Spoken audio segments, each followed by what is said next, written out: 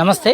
September 8 భాద్రపద మాస సోమవారం, కృష్ణపక్ష పాడ్యమి, రాత్రి 10:20 వరకు, తదుపరి విధియ.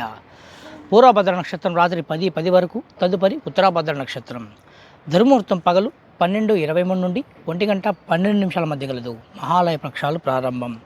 సోమవారం పూర్వభద్ర నక్షత్రం ముసలయోగం భోజనహాని, ఉత్తరాభద్ర గదాయోగం అశుభము కనుక ప్రయాణాలు అనుకూలంగా లేవు. పితృపక్షాలు పితృదేవతలకు పండుగ వంటివి.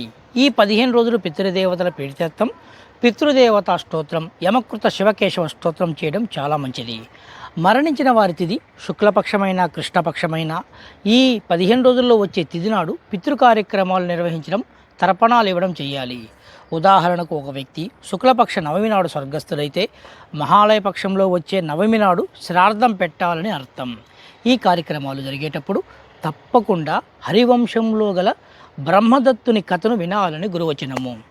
కుంభరాశిలో చంద్రగ్రహణం సంభవించడం వలన కుంభరాశి వారు యథావిధిగా సాయంత్ర సంధ్యందు శివాలయంలో రుద్రాభిషేకాలు చేయించడం లేదా ప్రదక్షిణాలు చేయడం, శివపంచాక్షరి మహామంత్రాన్ని భక్తి శ్రద్ధలతో జపించి స్వయంపాకం దానం చేయడం లాంటి కార్యక్రమాల వలన రాహుగ్రస్త చంద్రగ్రహణ దోషం నివారణ జరిగి సర్వశుభాలు చేకూరుతాయి.